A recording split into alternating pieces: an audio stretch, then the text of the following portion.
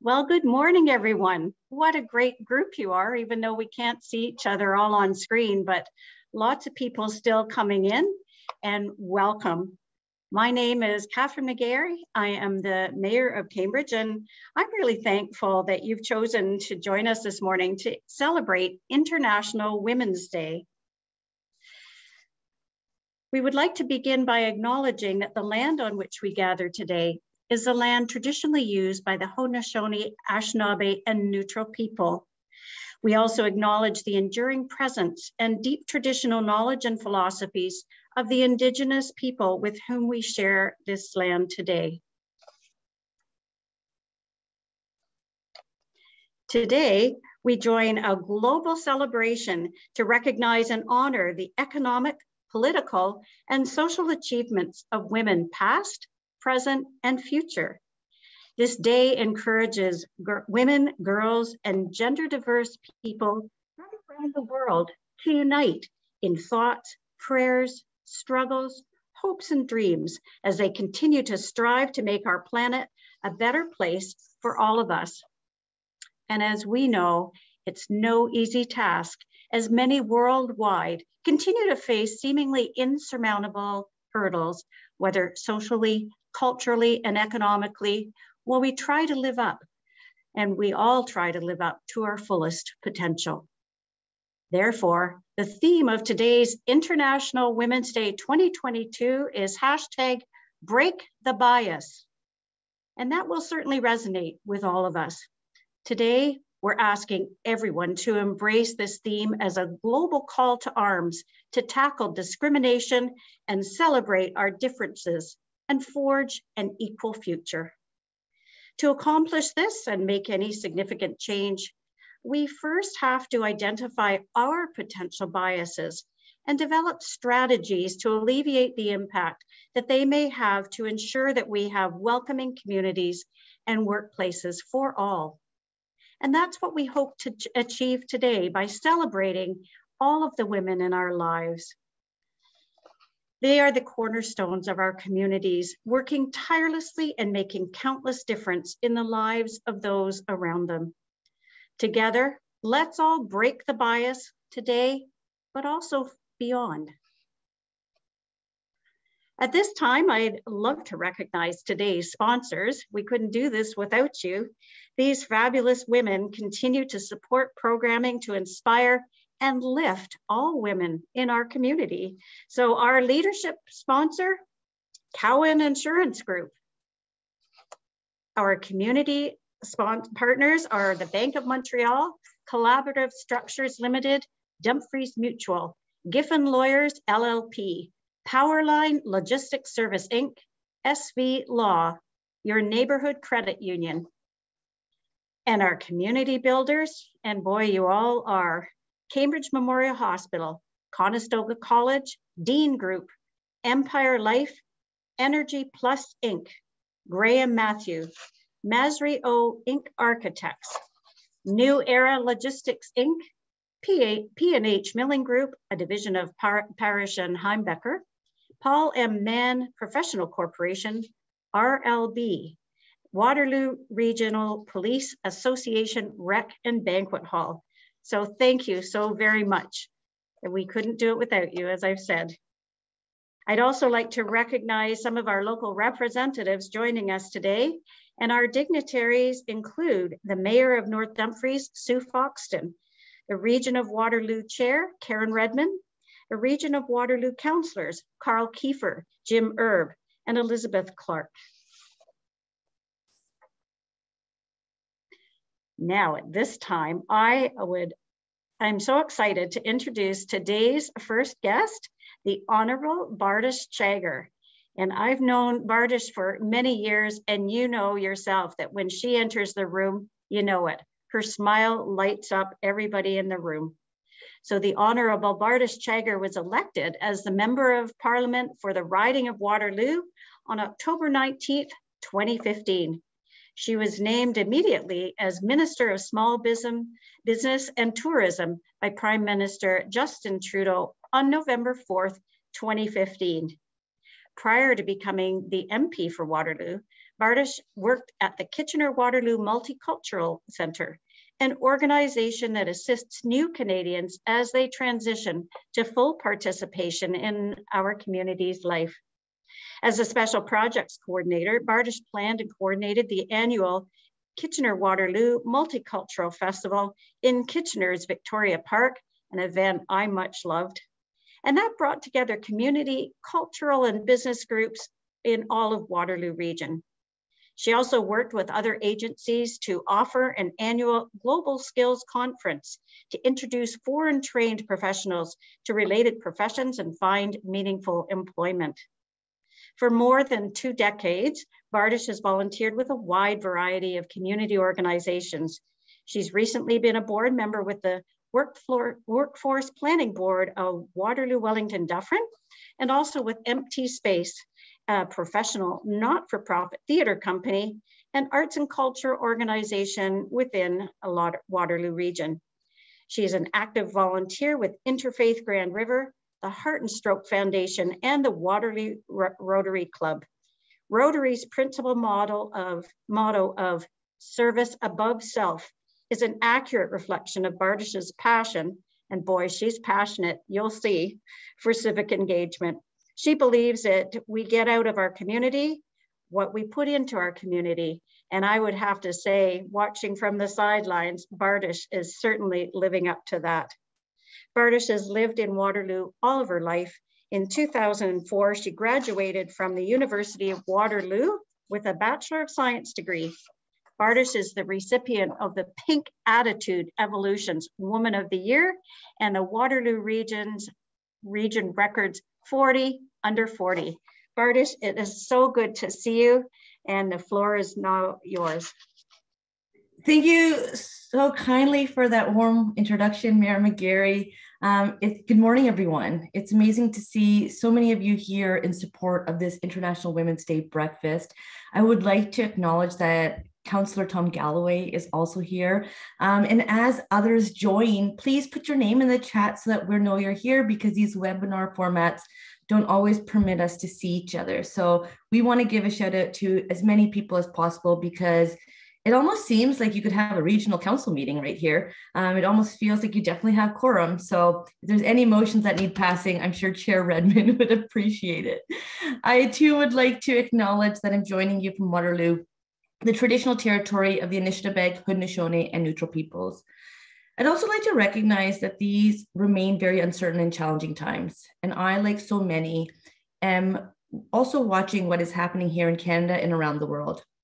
Canada condemns in the strongest possible terms Russia's egregious attack on Ukraine. This unprovoked actions are a clear violation of Ukraine's sovereignty, territorial integrity, and independence. They are also in violation of Russia's obligations under international law and the Charter of the United Nations. Russia's attack on Ukraine is also an attack on democracy, on international law, on human rights, and on freedom. It threatens peace and order in Europe and around the world. These unwarranted actions will not go unpunished. We continue to work with allies. We continue to stand with Ukraine, its people, and the Ukrainian Canadian community here in Canada. I bring greetings on behalf of my colleagues, Valerie Bradford from Kitchener South Hespeler, as well as Tim Lewis, Kitchener-Conestoga, and Brian May, you're a member of Parliament in Cambridge, who also serves as a parliamentary secretary to the Minister of National Defence and is seized with this file. And I know is working around the clock, which I hope, like me, provides you some certainty that we are working as hard as we can to deliver the aid and all supports possible in a sophisticated and coordinated way. Lastly on this, until we ask those around us, we may not know the impacts of this. Canada is a diverse country, and people, unless Indigenous, all have immigrated to Canada at some point. They may not remember, and what I've been hearing is some choose not to remember because of what they went through, what they had to leave behind. So take the time to talk, take the time to choose your words, and to not make assumptions. As we all know, this year's theme for International Women's Day is Breaking the Bias. I'm honored to be with you this morning, and I hope that together we can use this time to reflect on our own biases, challenge ourselves, and recommit to doing better. It's not lost on me that you are all here because you agree that we can do better. I'm not the expert in this virtual room, but I am working to build a Waterloo region, a Canada where each individual can be their true authentic self and can contribute in their meaningful ways. The truth is that we all have our own unconscious biases. None of us are inhumane to them. None of us are immune to bias. Awareness of bias is important, but it isn't enough. We must understand what biases we have, recognize the biases that people around us are facing, and how harmful these biases really are. We need to challenge ourselves to slow down and think critically, stand up when we notice bias occurring, and to work to eliminate stereotypes within our workplaces, communities, and day-to-day lives. Moreover, we need to look for bias and counteract it. We are all responsible for our individual thoughts and actions, and we all have a role to play in controlling our unconscious and conscious bias. Together, we can all work to break the bias. Before I jump into a few examples of biases that women often face in the workplace, I want to share that I want our time together to be interactive. And I'm loving how the chat is just glowing and there's comments coming in and we're hearing these good mornings and we're hearing who's present. And so I really want you to share your comments and thoughts in the chat so that we can have a dialogue. Unlike being in person, we can actually chat while we're listening. And I want you to chat with me too. To see if this works, in one word, share in the chat now how you are feeling. Throw me some answers in the chat. Make sure you pick everyone. Oh, Faith, I'm excited too. So happy to be here. Inspired. I'm loving it. Hopeful. Jen, we need lots of hope and don't ever let anyone take your hope away. So thank you for doing that. Keep it coming. These can be very uncomfortable conversations, but if you are here, you must agree that they are needed. I'm going to ask you to share what first comes to your mind when you think of workplace, when you think of bias in the workplace. Put some comments in the chat. What comes to your mind when you think of bias in the workplace? Silence.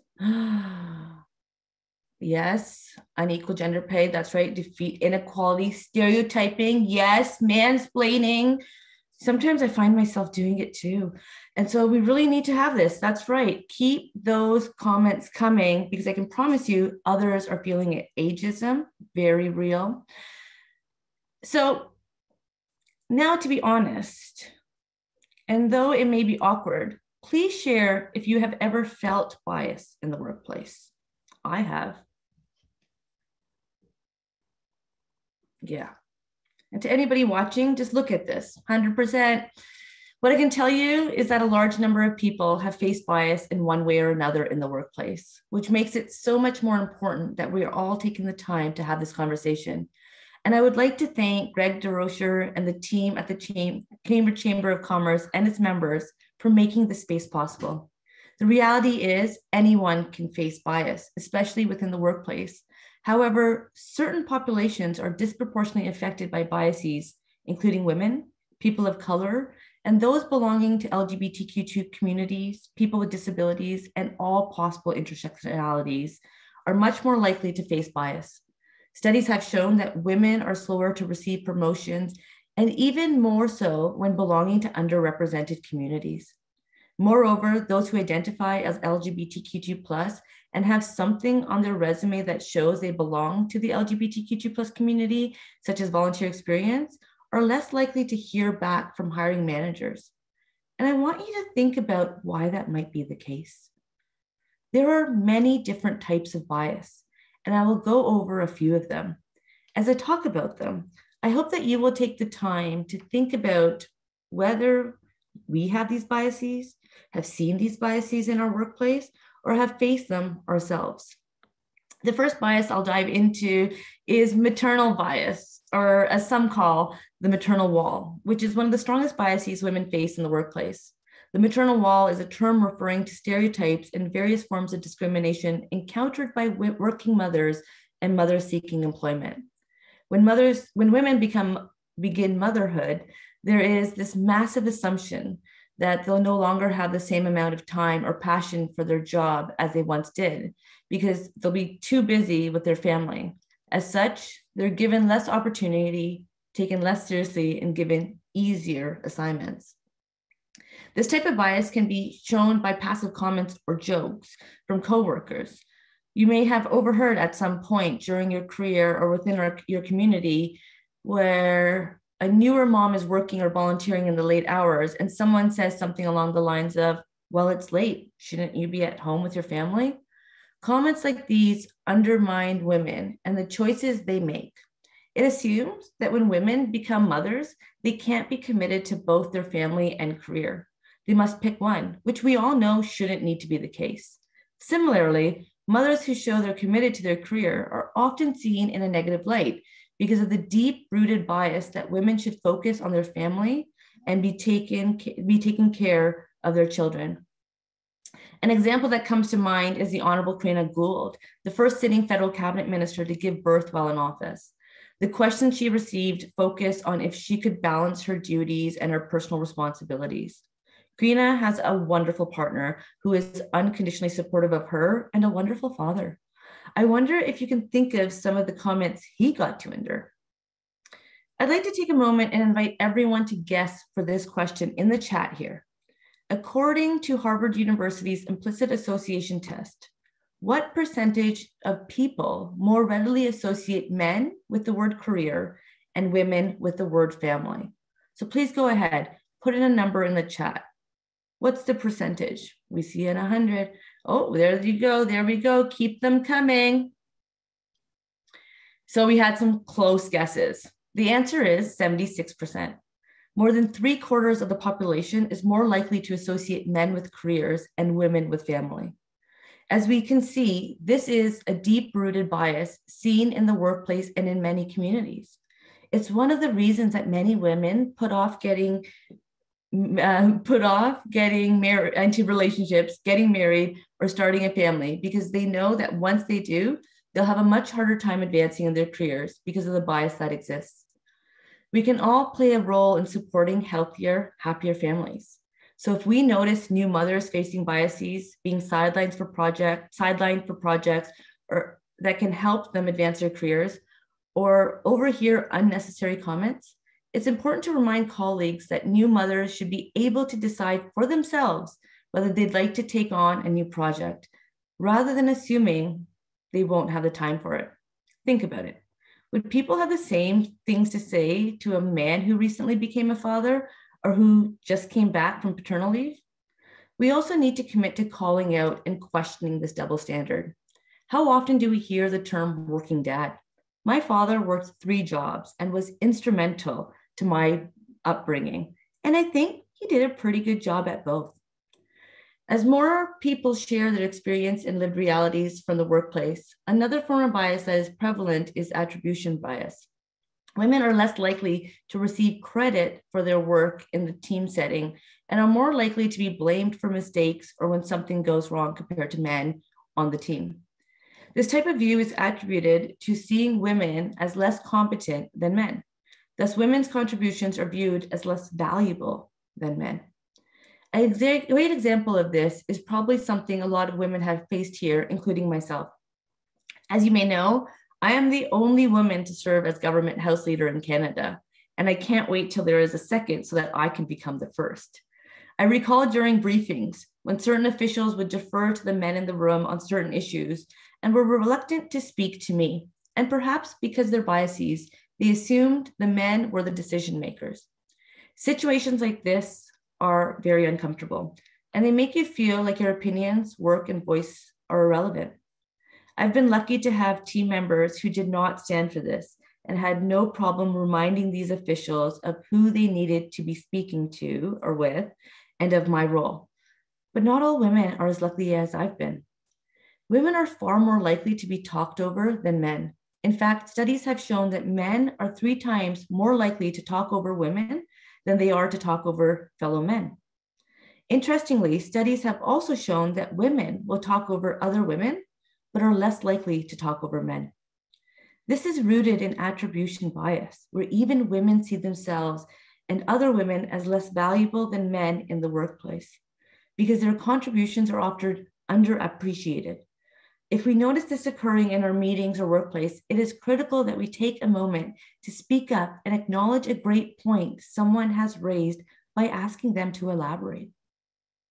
While this may seem like a small action, it plays a big role in helping to break attribution bias.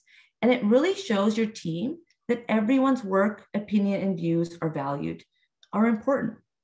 If you notice that women aren't participating as much in a meeting or receiving equal speaking time, you can always call on individual women within your team to contribute. Another example of this is when people diminish a woman's success and accomplishments by saying they got lucky or attributing something else to their success. She must have known someone that got her the job. It's important to call out comments like this and question why a coworker finds it suitable to believe someone was successful based on pure luck and not on their hard work, skills, and training. Similarly, women often have to accomplish much more than men in order to advance in their careers and be seen as equally competent. It's actually been shown and tested that when the exact same resume is used, but the name was replaced from a woman's name to a man's, the likelihood of being hired was significantly increased. Even today, men are hired based on their future potential, whereas women are hired on their past accomplishments. Men's performance tends to be overestimated, while women's performance is underestimated. This type of bias can deeply impact women and can make women underestimate themselves. It's one of the reasons that women often predict they'll do far worse in a task compared to a man. Research shows that generally women only apply to jobs once they meet 100% of the requirements, whereas men tend to apply when they meet only 60%. It can lead to imposter syndrome or feeling like you don't deserve or aren't qualified enough to take on certain tasks, roles, or projects. Performance attribution can cause women to doubt themselves and turn down opportunities because they may not feel qualified. Sometimes we all need that extra reminder that the work we are doing is valued and appreciated, and the opportunities that come our way are because of our strong skills and performance, not luck. And I love International Women's Day for that. You can do it every day. But today I've received a series of messages from loved ones just reminding me that they care and reminding me that we're all working together to do good things, and we're going to keep doing even better. Moreover, people of color can face more biases. If you are a woman of color, you're not only subjected to gender biases, but also racial biases. In general, employers are often more likely to hire people with anglicized names. A study done by University of Toronto researchers discovered that in organizations with more than 500 employees, Asian name applicants are 20% less likely to receive a callback. And in smaller organizations, the disadvantage is 40%. Those are huge differences and certainly something for all of us to reflect upon. Many women of color have also indicated that their comments in team environments tend to be perceived as aggressive, angry, or bossy, while in comparison to their white female counterparts or their male co-workers may be perceived as passionate or as taking initiative for saying the same things. While this may be a result of unconscious biases, it forces women of color to be hyper-aware of their comments and how they may be perceived, and can lead to them ultimately deciding to refrain from participating in the conversation altogether. In addition, many women of color, and particularly Black women, have also come forward to describe how their hairstyles can alter how they may be perceived in the workplace.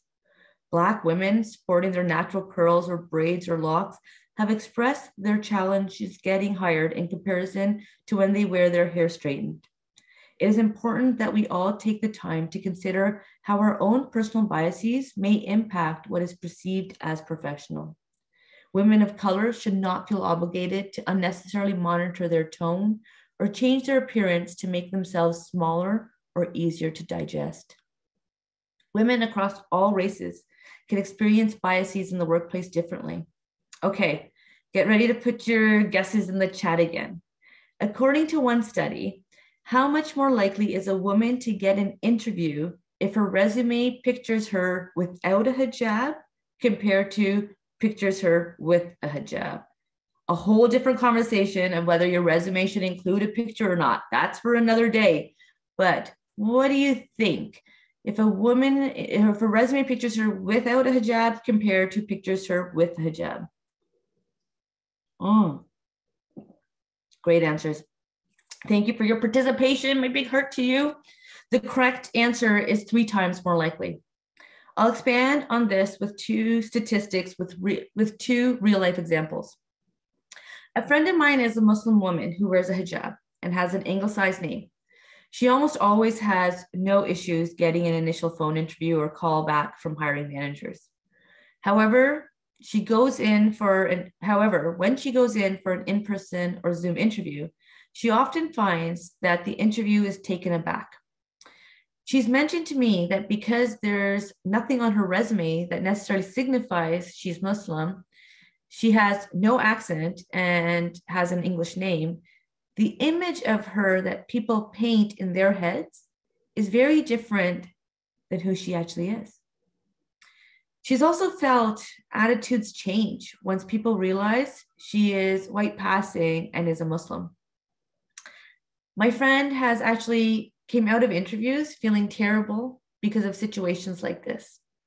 This is just one example of how important it is to remember how biases affect people and just how harmful they can be. And I'm really proud of my friend for expressing herself and sharing that this is what she's enduring. A personal example that I have is when I chose to first put my name on the ballot. It's not a secret. It's not easy running for office. It's not an easy task. Not everyone wants to do it, especially as a woman of color. When I made the decision to run, I received a lot of feedback from a diversity of people with a diversity of experiences.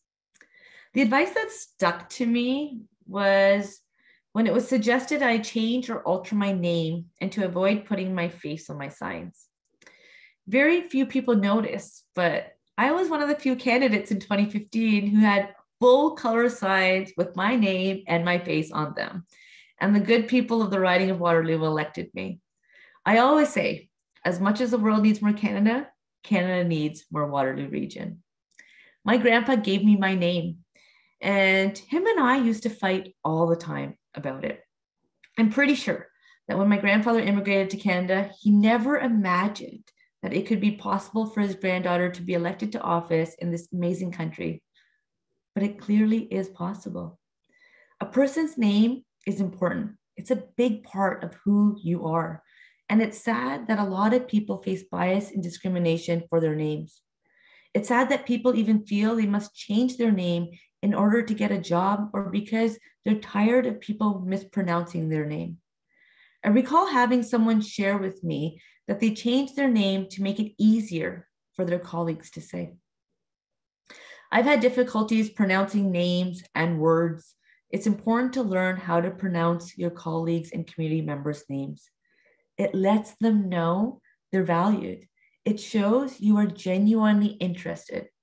If you don't know how to pronounce their name, ask them and correct yourself the next time you say it, because I promise it's not that hard to learn. Because your name is important. You are important, and you deserve to have people take the time to pronounce your name correctly and the way you want it pronounced. Listen, in Canada, diversity has always been one of our greatest strengths. Yet we know that a multicultural society, one that is truly open and inclusive, is always a work in progress.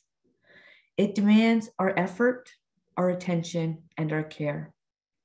Before closing off, I would like to recognize all those who courageously continue to fight for equity and inclusion, as well as those who have sacrificed so much to bring us as far as we have come. Homophobia, transphobia, misogyny, trans misogyny, biphobia, and all other forms of violence, including racism against Black, Indigenous, Asian, and racialized communities, have no place in Canada, yet we know they exist. Women's rights are human rights. LGBTQ2 rights are human rights. And our government, under the leadership of Prime Minister Justin Trudeau, is fully committed to protecting the human rights of everyone, everywhere. And we are all going to have to work at it. I have to say that I've been learning so much during this time. And it's sometimes tough. And sometimes you feel like you're imposing on somebody else. And is it okay to ask or not ask? But when you create safe and brave spaces, when you build those relationships, we can learn so much from each other. The Waterloo I grew up in was not quite as diverse as the Waterloo we live in today. And we've had some really tough stories in the Chager family. And I remember this present that I'm finding myself in a house in the basement of still. People were really unsure about my family. And they were really unsure about the smells of food that came out of the house, and they didn't know. So you know what we did? We opened our doors a little bit more. And people started stopping by our house, and they would sample Indian cuisine and amazing food that my mom makes. And you know what? Then we started dropping off samosas and stuff to them, and they started dropping off brownies and treats to us. So we were always able to learn from each other and build from each other and build a safer, braver community. So my last question to you, and please answer in the chat. On this International Women's Day, can you imagine a gender equal world? A world free of bias, stereotypes, and discrimination. A world that's diverse, equitable, and inclusive. A world where difference is valued and celebrated. Can you imagine it? I can, and I hope you can too. Together, we can break the bias. And because I like it when the chat lights up, tell me right now in one word how you're feeling. I want you to know that I'm really thankful to all of you for being here. I am so grateful for giving me this time and opportunity. And I have to give a special shout out to my team. A shout out to Hannah with the assists from Mariah, Saza, and Ryan for putting together this speech. There were so many more examples we wanted to go through today, but time does not permit. But I want you to know that this conversation continues. I want you to know that I'm a message away, and I hope you're a message away from me too. So please keep well, keep safe, take care of each other, and I'm passing it back over to you, Mayor McGarry, because I can't wait for the next speaker. Wow, Bardish. And again, thank you so much for changing our mood already. It was great to look at the chat and see people are kind of thinking, yeah, we have to have another International Women's Day, but we all are feeling inspired and certainly empowered. So thank you so very much for your passionate remarks this morning. And I know that you will continue to work with all of us as we reach out to figure out together how we do this. So thank you so very much. I also wanted to recognize some of my colleagues. I finally got down the list of many participants. I wanted to recognize as well Mayor of Woolwich, Sandy Shant, Mayor of Kitchener, Barry Verbanovich, Regional Councillor Helen Jowett, and we've already mentioned Tom Galloway, but I didn't, so there you go. If there's anyone else, please message me, but I didn't see anybody else.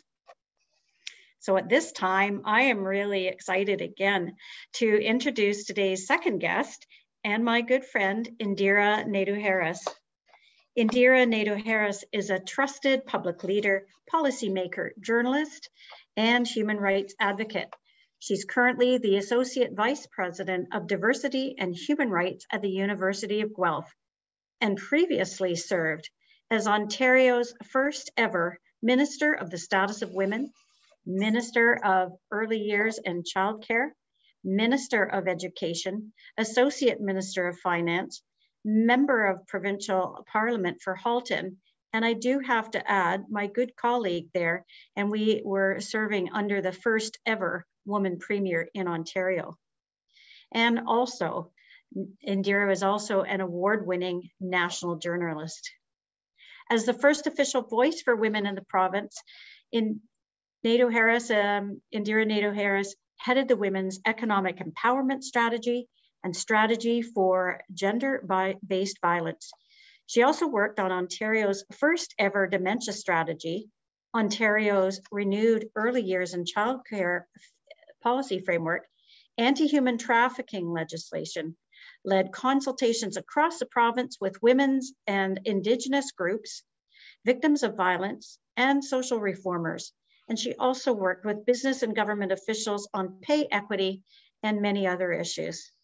Indira currently serves as an advisory board member for the Pearson Center for Progressive Policy, Goodwill Amity, Reach Out Center for Kids, Mental Health, and is an honorary member for the Canadian Ethnic Media Association and also host of the Milton Film Festival. She has co-hosted the federal, provincial, and territorial talks on the status of women and is a former board member of the Nelson Mandela Children's Fund and the Real World Film Festival. Indira is considered an expert in education, equity, diversity, inclusion, women's issues, immigration, economic recovery, and COVID-19 supports, and is a regular host and panelist on numerous national webinars. And beyond all that, she's also a very good friend and very warm personality. Welcome, Indira. We're just so excited to have you here today. Oh my gosh, thank you so much, Mayor McGarry. It's so good to be here with you all this morning. And good morning, everyone. Bonjour, bonjour, Ani. Happy International Women's Day. As Catherine said, I'm Indira Naidu-Harris, and I'm the Associate Vice President of Diversity and Human Rights at the University of Guelph. And I can't tell you how pleased I am to be here with you all today to celebrate International Women's Day and to take a moment with all of you to reflect on how far we've come, how far we must go in the fight for gender equity. This is an important conversation. It's important because it's about recognizing the part we all play in breaking down barriers and breaking down biases to build strong and inclusive workspaces, schools, and communities for all of us. So I'd like to start this morning by thanking Chamber President Greg DeRoche and the Cambridge Chamber of Commerce for inviting me to speak here with you all today for this important conversation.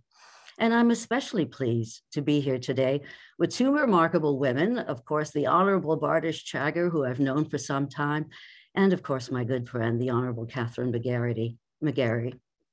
I'd like to thank all of you for being here with us this morning to talk about gender equity and the need to prioritize equity, diversity, and inclusion in our institutions, especially in the wake of the COVID-19 pandemic.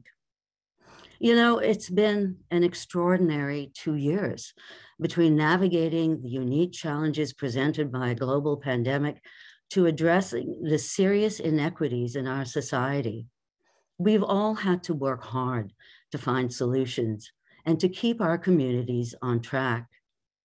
And the reality is that even though we've had to go through a lot these past 2 years, our unique identities have caused each of us to experience this pandemic differently. But while this virus has challenged each and every one of us, it's also shone a bright light on the inequities in our communities. It's pulled back the curtain, so to speak, and forced us to take a hard look at the troubling realities of our society. And what's become clear is that equity-seeking groups, women, folks with accessibility issues, racialized, Indigenous, and LGBTQ2SIA+ communities have all had to cope with some serious inequities and difficult challenges during this time. We've seen over the last 2 years just how damaging systemic oppression is to not only those affected, but to all of us. Because when society fails one of us, it fails us all. And studies have shown that women in particular have had to deal with some serious disproportionate impacts on their lives as a result of COVID. In fact, according to the United Nations, across every area, from health to economy, security to social protection, women and girls have been hit hard. The hardest, some experts say, by the pandemic. In addition, the Canadian Human Rights Commission states that the disproportionate impact on women and girls could have long-term and far-reaching consequences. Just think about that. What difficulties and challenges are our mothers, grandmothers, sisters, daughters, what are they going to have to face in the future following this pandemic? Are we ready? Is this acceptable? Well, it's not. If we are to restore our momentum in our efforts to bring about gender equality in Canada, social and economic recovery efforts must take a feminist approach. Apply a gender lens, if you will, to ensure that the right steps are being taken to clearly identify and minimize the impact of COVID-19 on women and girls. For example, in Canada, more women than men have been diagnosed with COVID-19 and have died from COVID-19. Why is that? What's the cause of that? Are women carrying the brunt of the load in households as a result of COVID and running themselves down? Are we taking more risks to support our families and ultimately working double time to keep our families and our homes on track? There is also disturbing data that shows that isolation has resulted in more women and girls actually facing violence at home. Imagine nowhere to run, nowhere to escape to, and being socially isolated and distanced from supports.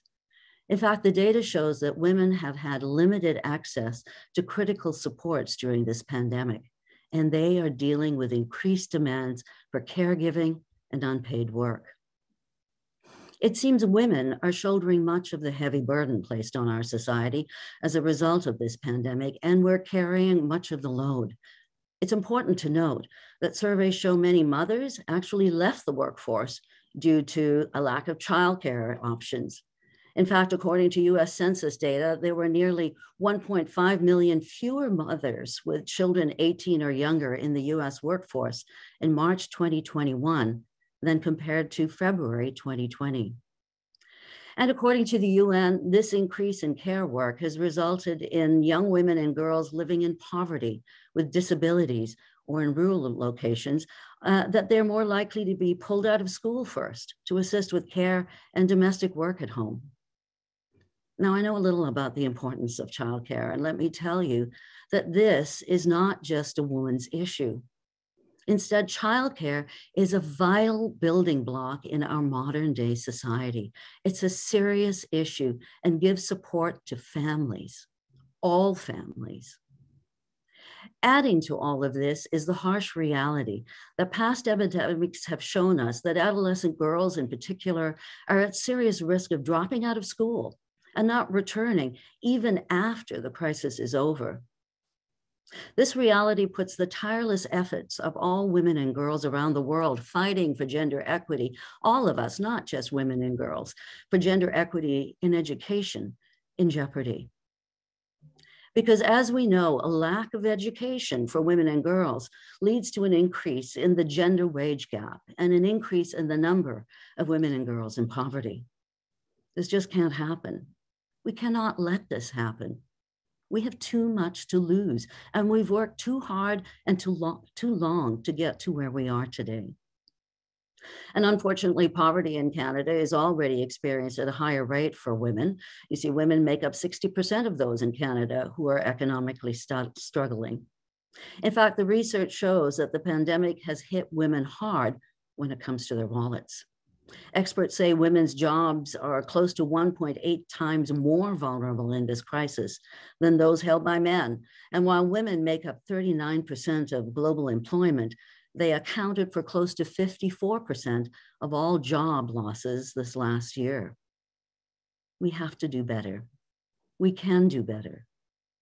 These harsh realities are leading to what folks call a she-cession. A recession that is driven by the fact that more women are losing their jobs and fewer women than men are regaining employment. And this situation is even more pronounced, as Bardish mentioned, for Indigenous women, women of color, and women with disabilities. In fact, Jennifer Hargreaves of Talent says she worries that Canadian women, working women, may be heading into another crisis in 2022, as employers urge employees to come back to the office on at least a part-time basis, as schools and daycare struggle with COVID cases and children under 5 aren't even vaccinated. Hargreaves says that more women on the ground are experiencing burnout, reaching out for mental health supports and taking stress leaves. We see this at the university and in post-secondary institutions. Why is that? And in the annual Women in the Workplace report from McKinsey and Company and leanin.org, the gap between women and men who experience burnout has nearly doubled in the past year. In the survey, which polled over 65,000 North American employees, 42% of women reported feeling burned out, often almost always in 2021, compared to 32% the previous year. So just think about that. While we may be approaching the light at the end of the pandemic tunnel, the job isn't done. We need to acknowledge that getting back to normal can't be the goalpost. We really need to work hard to make sure that we are taking care of each other. If our operating standard excludes members of our communities from equal opportunity, then we have to create a new normal. We have to break the bias. So, as we look towards economic and social recovery in the wake of the COVID-19 pandemic, as I'm sure many of you are thinking about it now as part of the Chamber and the work you do, we need to address the added barriers to success for women and girls across the world, because the harsh reality is no society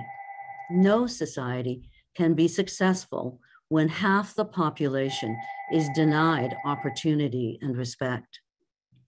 Women have been more vulnerable to COVID-19 related economic effects because of existing gender inequalities.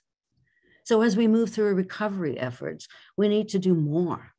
We need to do our part in really looking at how biases present and where they exist. And we had such a good set of conversations and lessons and comments from Bardish about this. We've just heard about breaking biases from her in the workplace and our communities. But as we look to the future, we need to ensure we are providing our young people, our future leaders, with the tools to identify, combat, and eliminate these barriers to success. And it turns out there are serious challenges to overcome. In fact, according to Statistics Canada, close to half of students at Canadian post-secondary institutions witnessed or experienced discrimination on the basis of gender, gender identity, or sexual orientation in 2019-2020. And according to an Ipsos survey of teens aged 12 to 17, commissioned by Girl Guides of Canada, 35% of girls reported discrimination against them because of their gender. 35%. And over half of those girls reported noticing the discrimination between the ages of 10 and 13. Not acceptable.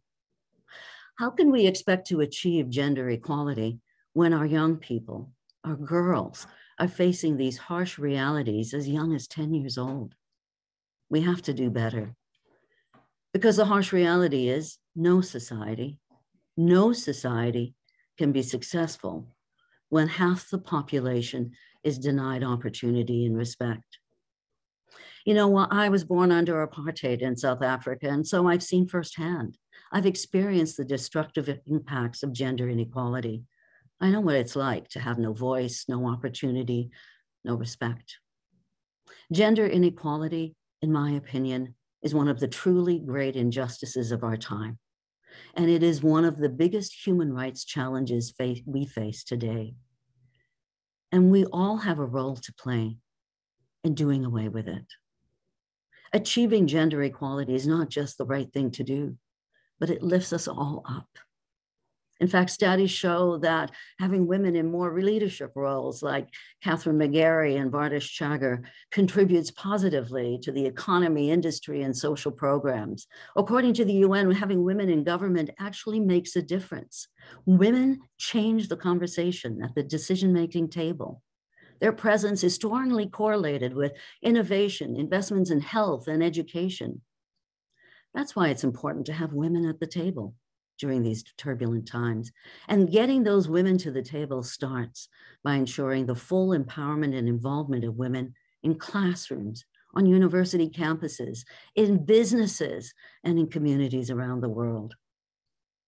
It's important to step in and make sure that the full and equal participation of women in the political and economic landscape is an important part of that path towards democracy and justice and ensuring everyone has a seat at the table. Kofi Annan put it this way: gender equality is more than a goal itself.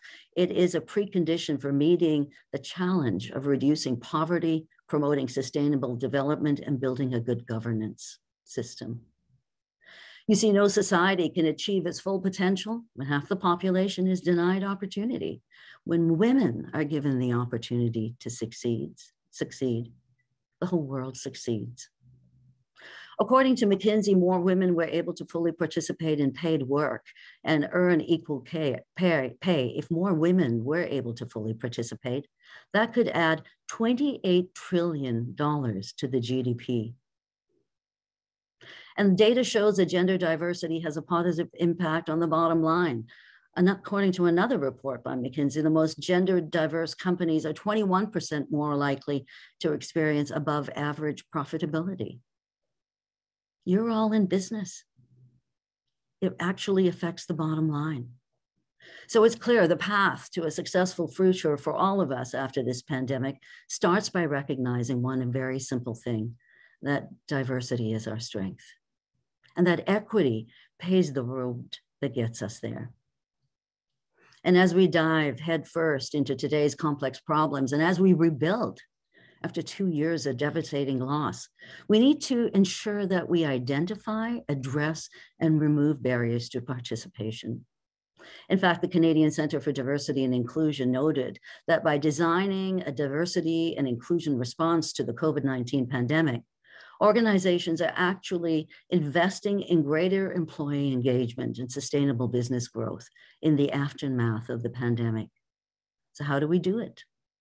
How do we help our young people, our future leaders? How do we help them reject gender inequality and build a bright future? How do we break the bias? Well, it starts with all of us. Embedding equity, diversity, and inclusion into our institutions. It means promoting gender equality in things like job postings and identifying and addressing unconscious bias. Sometimes we end up filtering out candidates who might be perfectly qualified for the job because of these biases. We have to look at the metrics we use when we're looking at people and judging them in interviews and so on. For example, in the post-secondary world, men are often invited more frequently to participate in academic panels and as keynote speakers, and they're often invited to publish more often. That means that on paper, they look like better candidates.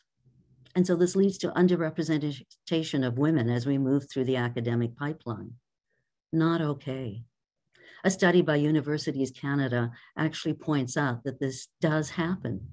There is a troubling underrepresentation of women, Indigenous peoples, racialized persons, and persons with disabilities at universities and colleges.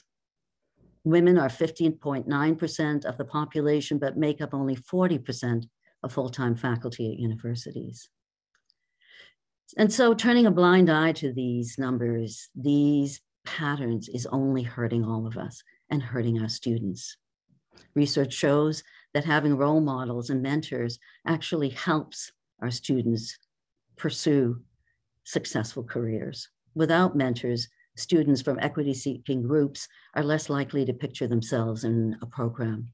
So by creating safe and accepting spaces for everyone to learn, lead, grow, and develop, we are contributing to a world where everyone feels welcome to meaningfully contribute. We must remove barriers and obstacles that make education inaccessible so that our future leaders can get down to the business of learning. We must take a look at our policies, our systems, our hiring practices, our governance structures, and identify and address the entrenched biases and discrimination that exist. So this morning, as you head back to your day, take a moment to look around. What do your boardrooms look like? What do your classrooms look like? What does your leadership look like? Does it really reflect the world outside? Are the voices at your table coming from those with diverse and unique backgrounds and perspectives? And if not, think about the talent and innovation you're missing out on and ask yourself, what can I do to make space at this table? Thank you for having me here today. Happy International Women's Day. Miigwech. Wow, I'm clapping away here and wanting to thank you on behalf of everybody that's been fortunate enough to come and hear from yourself as well as Bardish this morning. Indira, you've had such a story behind you, and I'd heard your maiden speech, of course, in the Ontario legislature and recognized that you had lived under apartheid. So what a terrific story that you've told this morning. We're so fortunate to have both you and Bardish. So now we're going to go to a question and answer period. So Bardish, I'm going to invite you back into the room, and hopefully she'll turn her camera on. But I think at this point we'll go to question and answer, and I've got a number of questions here for both of us. So I'll just let you know who's going to start this off, and we'll continue. So welcome back, Bardish, and thank you all for joining us. So both of you have spoken a lot about biases. The theme is Break the Bias this year. And we all know that they exist in not just men and women, people of color, but also women to women. And so I'd like to just ask you a question about the root causes of biases. And where do you think that our biases develop from? And Bardish, I'm going to turn to you first. Ooh, those were great words, Indira. Excellent to hear you. Thank you. It's almost like we spoke to each other before we spoke to make sure we didn't. Well done. Add women, change the world. I would say, I actually think, you know, when a child is born into the world, a child is born full of love, full of happiness, and we teach hate, we teach stereotypes, we teach. And I think we don't necessarily realize always what impact we're having on those around us. So we keep perpetuating a lot of these biases, because I would say it's taught behavior, which is really unfortunate. And I think that's where we really do need to break the bias. So I would just, if I can, I would say that's where I think it comes from. I think, you know, people are taught it, you only know what you've learned, so then you keep teaching it rather than breaking the mold. I'll give my father as an example. You know, education isn't something that all women got to experience in the Chagar history, but my father did a 180 and said, my girls are going to university, period. Wanted to go to college? No, we're going to university. At least it was a step in the right direction. And now the next generation will get to choose their post-secondary training of choice. And I would say one way to actually take a step in the right direction is to be mindful of who you're procuring from, who you're purchasing from. So today and every single day, go support a women-owned business. And to people in the chat, because you know I love the chat, so I don't feel so alone in this basement, name some women-owned businesses that you want people to go to today. Let's promote these businesses and let's make sure they succeed. That's a great point. So I'd like to see the chat on businesses that are run by and owned by women in the chat. Indira, I'll turn next to you. Same question. Where do you think the root causes of bias come from? You know, Catherine and Bardish, I really think that biases develop unconsciously. You know, we're not always aware of them, and that's part of the reason why I think we're talking about breaking the bias this year, because we know that we need to work proactively to recognize that we have them and to get rid of them. I think that biases are really stem from a fear of the unknown. I think that we come into this world, you know, we surround ourselves with folks that we're familiar with. We come from our, you know, various cultures and so on, and we have our neighbors and our friends. And so we sort of keep to this group at times that really prepare us to sort of be working in an insular kind of way. And so we have to really work hard, I think, all of us, to open ourselves up, to not fear the unknown, and to really recognize that we grow and learn and become so much more interesting when we listen to other people and bring in other folks into our circle and invite them in and learn to get to know folks who are not immediately in our community or in our group of friends. And so it doesn't mean we should ignore our biases, but we need to really recognize them and work to overcome them. I just want to jump in because I totally agree with you, but I do want to say, yes, I agree with unconscious biases, but I think what the pandemic has definitely exposed is like the intentional ignorance of individuals. and like the permission to almost do it because it's always been the way we've done it. And I think that is no longer acceptable and no longer a reason. So I do think that, yes, I think unconscious bias is something that I think we were both speaking to, but I think there is some conscious biases. I think people are well aware of what's taking place. Some of these jokes we talk about, like it drives me nuts even to hear it be referred to as a joke because they're not funny, they're not jokes. And to use that as an excuse, I think is part of what I think we're trying to challenge today. And if I can jump in, Catherine, and Bardish, I agree. You know, there's some very troubling things that are coming up right now as a result of COVID, it seems. You know, we talk about the inequities that are coming more and more into light as we had to physically distance and socially isolate and start looking at how people were coping. And you are so right that this has brought out some behavior in folks that is really not acceptable. And folks, there are people out there who are willingly using those biases to sort of move forward and to create, build walls between various communities. And it is a troubling trend that I think we're all aware of these days and more sensitive to. And you're right, we need to work together to overcome them. Thank you. And I would just note some of the comments in the chat. And one of them is passive aggression is still aggression. And I think you point to the fact that we are all needing to reflect on all of the things that we've seen, and Bardish in particular, as you said, over the pandemic. And people are saying things and doing things that I'm not sure their children would be happy that they'd be saying and doing. And we have to make that conscious decision to hear something, say something. If you hear something going on, it takes courage to step in and say, you know, that's not appropriate or that's hurtful. And I'd rather hear respectful language, please. And we all need to do that, no matter who we are or what walk of life we come to. So thank you. Very good discussion.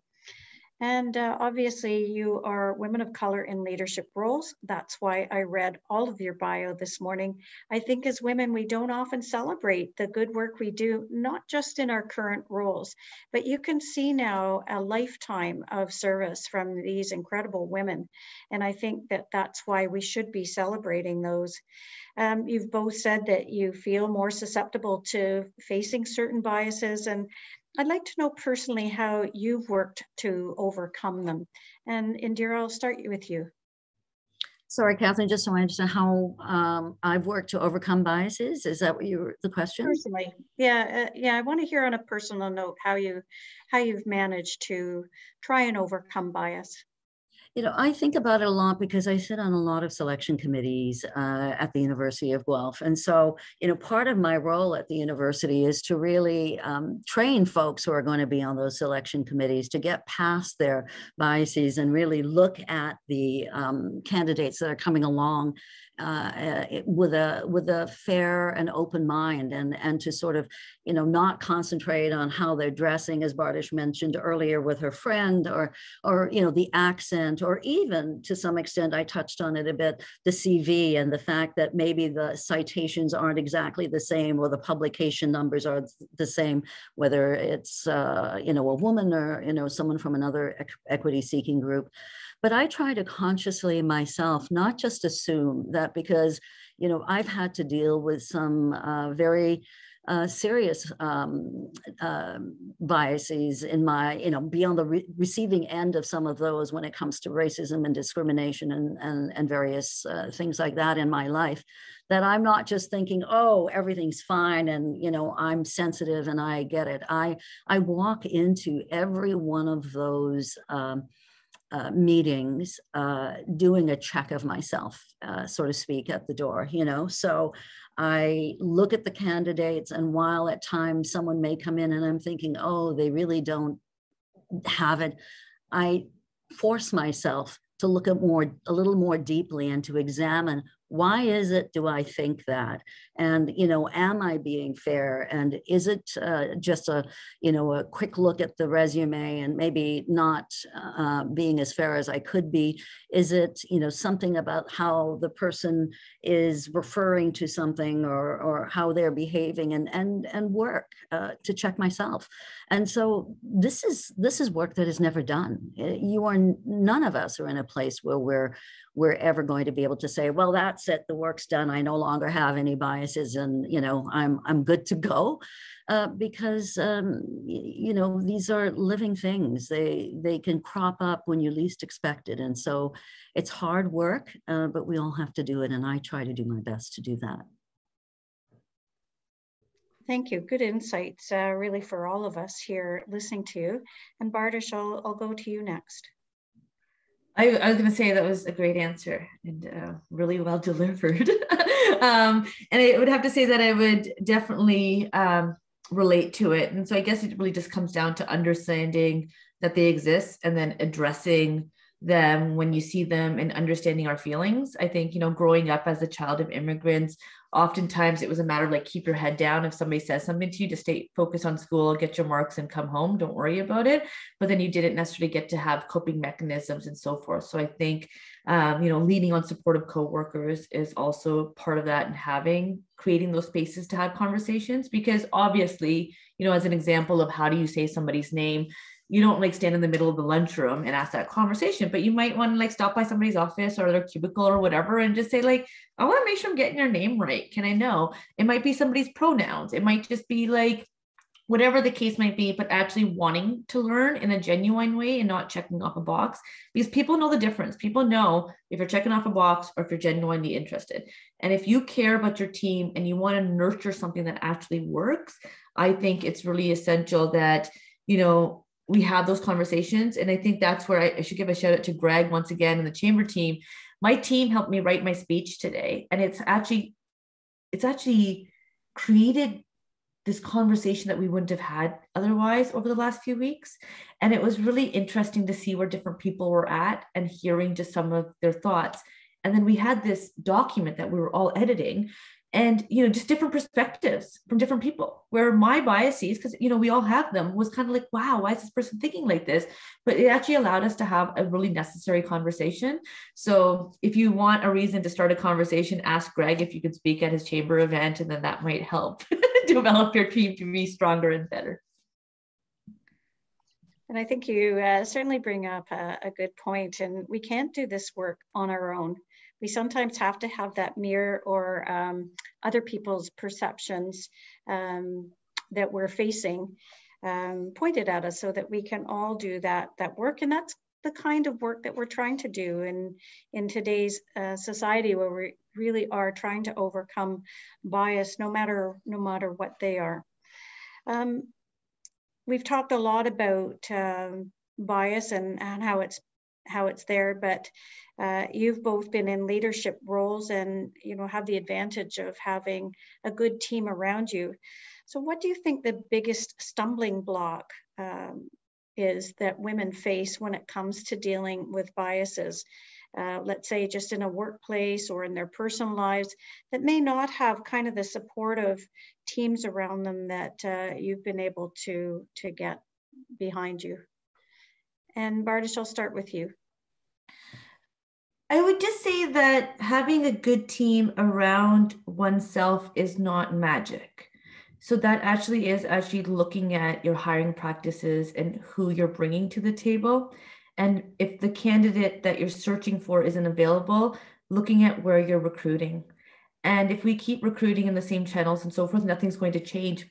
And the federal government, as we've worked at looking at gender parity and diversity on boards and so forth, has been really cognizant about where are we fishing, right? Because if you keep going to the same ponds, then you're never going to be able to discover the ocean.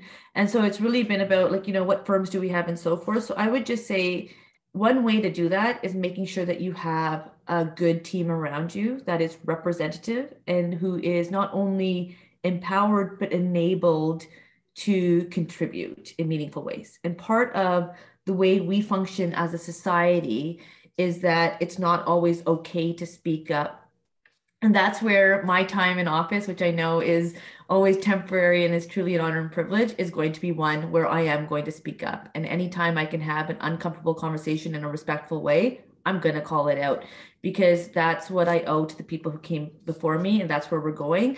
And we all have different approaches. And that's where I think forums like this are really necessary. But build a team that represents, look for who you're going for, get to know your team. And like, one individual can't know it all, but if you have an awesome team, they have so much information. And I think that's where the good people of the region of Waterloo, I think we've got the whole country and world's answers. And the more we empower and enable our constituents to speak up, and Mayor McGarry, you know this better than anyone, right? Like, people are very committed to giving their opinions, but when people agree, they often are very silent. That silent majority is very silent, and it's harmful. So I think we do need to pipe up whether we agree or disagree, and then make sure we're building for better. Thank you. Indira? You know, I think the biggest stumbling block that women face when they're dealing with biases at times is just, you know, a simple one that I'm pretty sure we've all had to face in our lives, which is being taken seriously. You can walk into a situation sometimes and you recognize, you know, that because you're a woman and, you know, the intersectional piece, you know, that Bardish and I deal with on, you know, on a pretty regular basis, I would think, which is the fact that we also come from racialized groups, and we are women, so two equity-seeking groups, and that intersectional piece means that we often are in situations where you start to realize you're not being taken seriously. And so there is this dance, so to speak, about how to navigate through that and make sure that what we're saying is listened to, taken seriously, and not perhaps looked at as being, you know, oh, that woman is being aggressive, she's being difficult, that we have opinions and that we want to be able to make them. And it's important for us to be able to contribute.